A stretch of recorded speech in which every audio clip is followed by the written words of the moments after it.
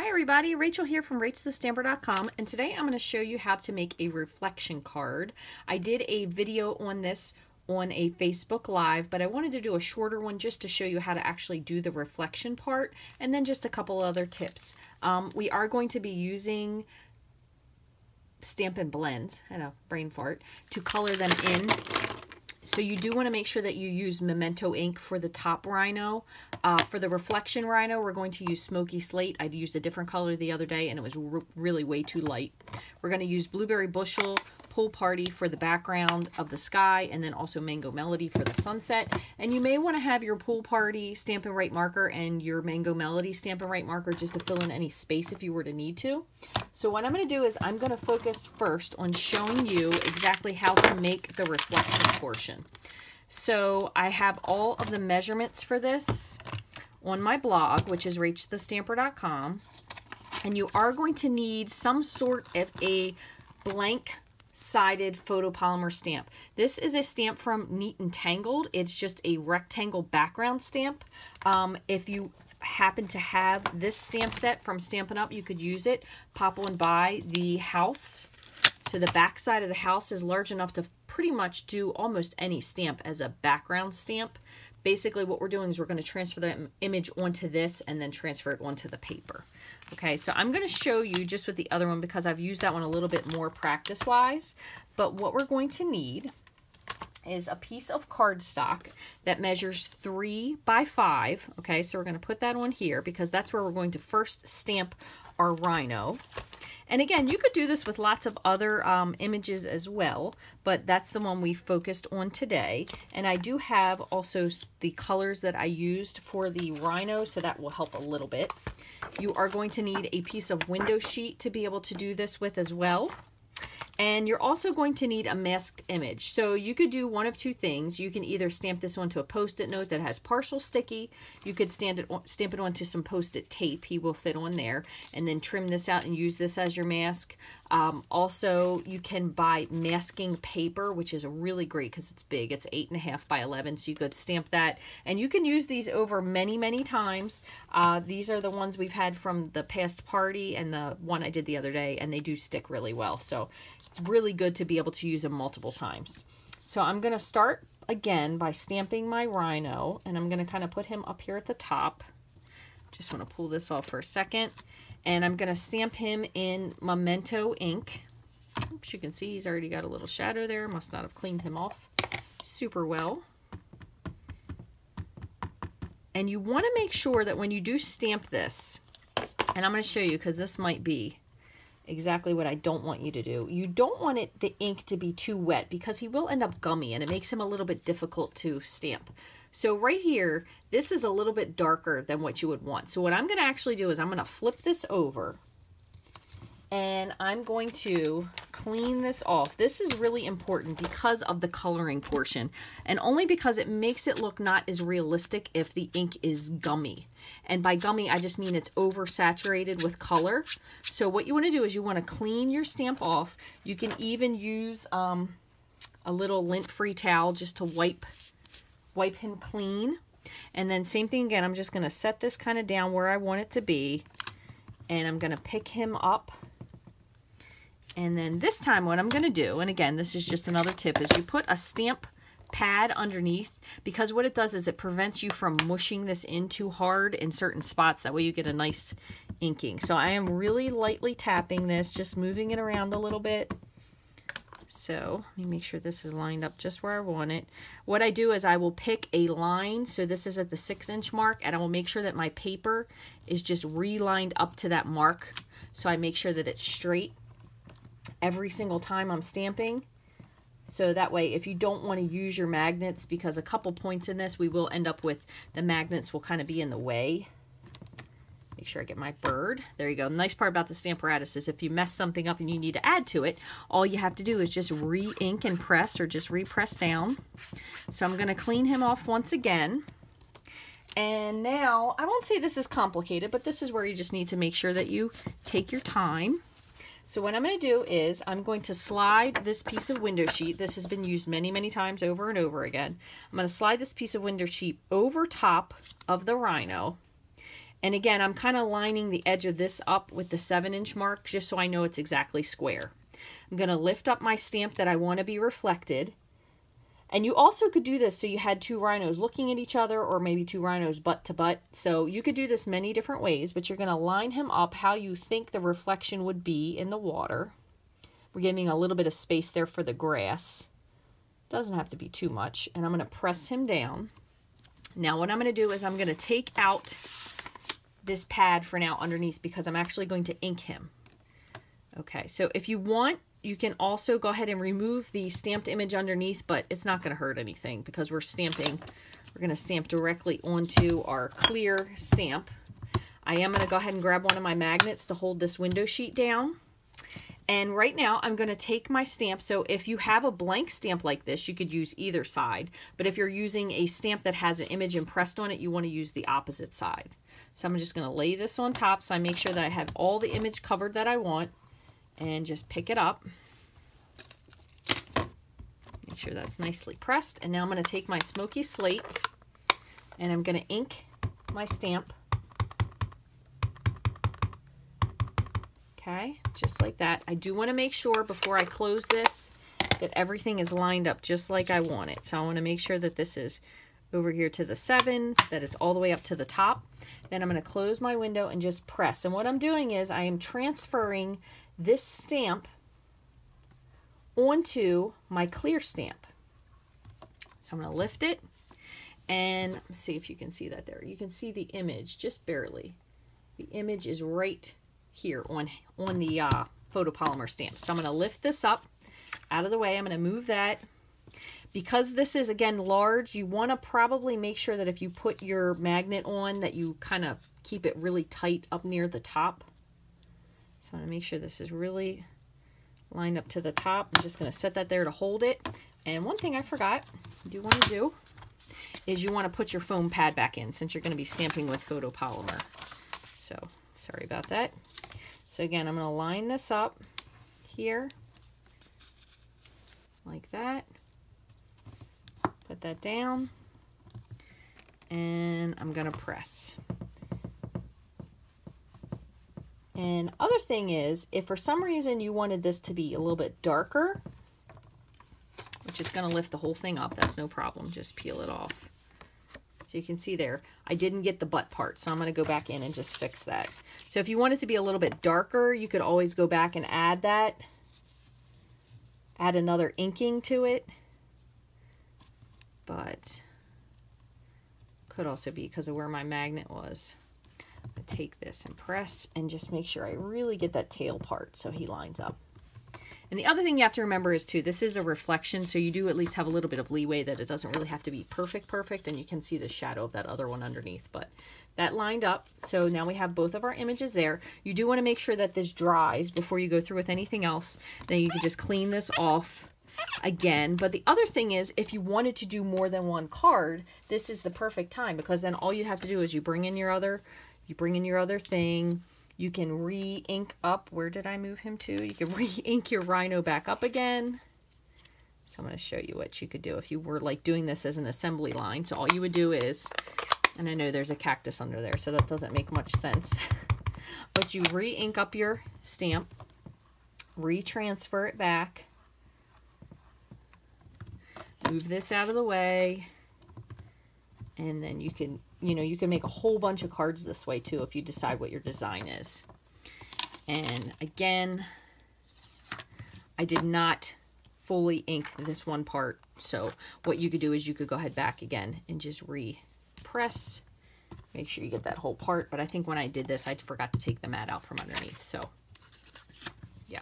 So anyway, you could do multiple cards if you wanted to do a whole bunch of maybe invitations or something like that where you had a reflective rhino. So that's a great idea for that. Let me just wipe this off real quick before I show you the next thing.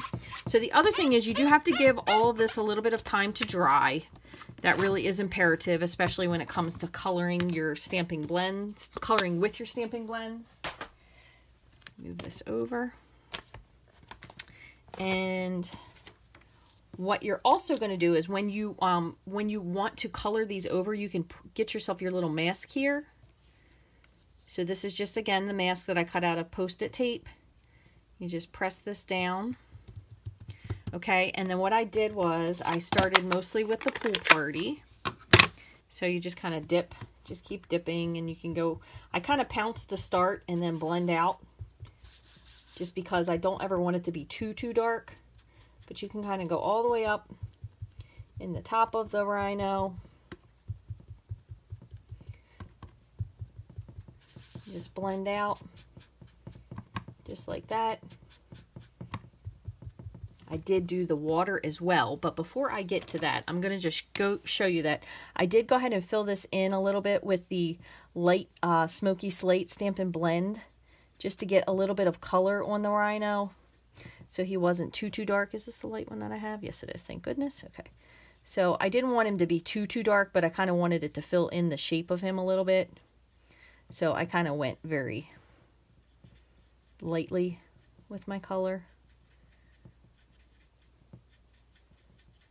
Even with the horn, because again, it is in the water, and the bird, just like that. And then I went over the whole entire thing with, once again, with the pool party. And this also does help with the reflection. And I went all the way to the very bottom with this re-inking, just because since he is standing over water looking at himself.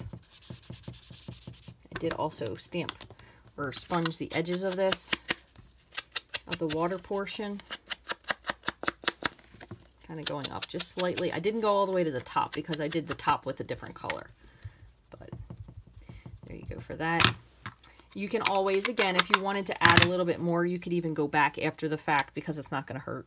You can go back after the fact and add in a little bit more of color if you felt like you wanted to make it a little bit darker in spots.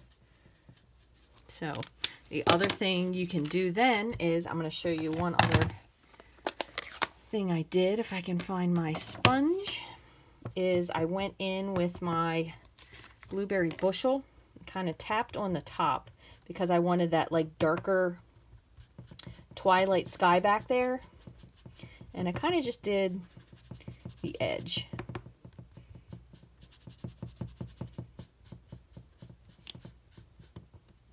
Sorry, I have to get my book, my ink pad holders back there a little more secure. And then at the top, I did the edge. Whatever you didn't get. I went in with the mango, I believe that's this one, and did the bottom for the sunset portion. I wanted to make sure it was really, really intense by the feet. And kind of you can blend it up a little bit. You will notice you'll get a little bit more of a green blur when you mix that with the pool party. And I just did just a little bit down through here. Okay, so there is that. And then another thing to share with you, a couple things actually. When you pull this off, you will have a little bit white of a ring around. You will notice it even more once you actually color in the rhino. So I'm going to show you by just filling him in a little bit here. So as you fill him in, you'll notice that little spot that you might have missed if you didn't cut your mask super tight. So all you can do is you can take your Stampin' Right Pool Party marker and kind of fill in right on the edge there. Now I didn't pool party, or I should say I didn't have the blueberry bushel down quite as far in my other card, so that's why I picked pool party. So if you have spots where it's more blueberry bushel, you could go back in with that one as well. Just that way it blends a little bit better. But sometimes that'll be a little dark. So you might want to make sure that your sky goes up a little higher because it's a little easier to blend that color versus the blueberry. So just make sure your dark isn't quite down this far. And the other thing you could do if you wanted to is you could kind of take this with your blender pen. So I had one here. Take your blender pen, and you can either do this off of your ink pad or off of your marker, and then you can blend the color around the bird. And it'll be significantly lighter than if you use the actual marker directly to it. So that's another tip for you there too, if you need to blend more than one color. But there is that. And then you just want to make sure whenever you use your blender pen, when you're finished with it, that you just wipe it out until it runs clear. And then you could use this over for any color, except for white or black. White and black kind of have to be separated, because white will ruin everything that it bleeds onto, and sometimes the black will show through with your colors. So then you're just going to take your white gel pen, if you have one, and just draw in some stars. The other thing I did with the white gel pen is I added a little bit of the reflective kind of water pieces, just like that.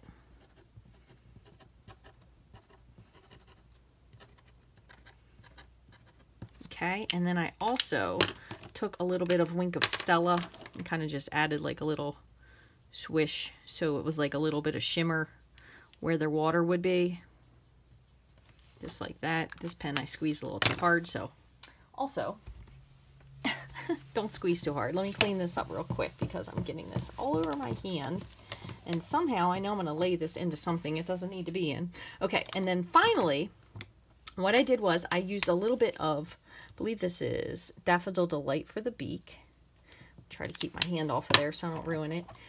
I did Light and Dark Poppy Parade, contrary to what I told you earlier for the bird. Earlier, I think I said I used Cherry Cobbler. It's just a little too dark, so I went with Poppy Parade. And then I did fill the entire rhino in with gray. I went with light. Oh, no wonder I had the wrong color. Light Pool Party. Here I think the whole time I was using Pool Party and I was using Mint Macaron. No wonder it was looking strange. So Light Pool Party. Is that it? There we go. For his horn. And I just kind of outline the edge of it. Oh, that looks much better. That's what happens when you read. And it kind of just gave a little bit of depth to it. If you want a stronger edge, you could use the more pointy edge. But I think it kind of gave a little bit more of a white hue to his horn, if that makes sense. And then I just filled the rest of it in with gray. Let's do that real quick. And I also did share this, and of course I'm not doing it now, but if you go back to the other video that I have, it's on Facebook and it also is posted to YouTube, but it was the original Facebook Live that I did. If you do this in stages versus coloring the whole thing, it makes it much easier to actually blend the colors. So if you kind of do like small areas, it makes blending the light and the dark a little bit easier because the colors are still wet. So just in case you're ever struggling with that, I usually tend to start light and add the dark because I find that when I just do the dark, it doesn't blend as well. I'm going to take my mango, and just fill in just this little space right here. Just like that. If you don't want the green, just make sure that everything is dry before you actually start blending. And then the last thing that I did is I started with, again, the light. This is the light Mossy Meadow. And I kind of filled in the underneath of him so he would have something to be standing on to be reflecting. And you do need to go to whatever your object is that you're reflecting. So that's why in the beginning, if you want to stamp so you have less space in between these two, you'll have less coloring to add. So I'm just going to add in a little bit of grass over here that he hasn't squished. Underneath of him, I am going to add in the darker. That way, kind of looks like he trampled on that. And then you can always add in just some little sprigs of grass if you want. You can add a little bit on the edge of the water, kind of where it would be. Kind of add just like some little random patterns of grass. And then what I usually do is I'll go back in with my lighter Mossy Meadow and just kind of blend it out.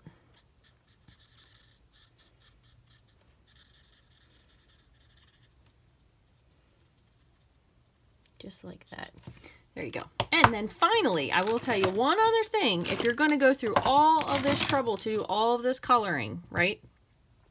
What you want to do is you want to make sure that you're going to use your Stamparatus if you're going to add a greeting to it, because I would hate to go through all this work and then you stamp the sentiment and it either doesn't stamp correctly or it's blurry or it's crooked or whatever. whatever the case may be. So I'm going to do this one just because I haven't used this thus far. Get this out of here. So again, I'm just lining this up at my 6-inch mark just so I make sure it's straight. I'm going to go ahead and pick that up. This one is a clear mount stamp, not cling mount, so that's why I was pressing on it like I was trying to save its life. And I'm going to just stamp this with my black. And before, I've done this before as well. So in case you ever think that maybe something looks a little goopy when you're going to stamp, I've done this before, and I'll kind of do a little test stamp. You're like, ooh, that was a little dark. So if that's the case, I just want to make sure that when you tap, you just tap really gently when you're doing your sentiment. Because you can always add more ink, especially if you're using the Stamparatus. You can definitely always add more ink. Should have taken this out. But you can't take it away once you've done it. There you go. That looks so much better. Okay, so let me put this here, and I will attach this to the card that I started the other day, but my reflection looked awful. So I'm going to put this one on instead. If I can find my snail, I think I put it away. And when you are using your Stampin' blends, just so you know, it will bleed through, but since we have this covered up, it's no big deal. You can't see it anyway. So I'm going to pop this right on here.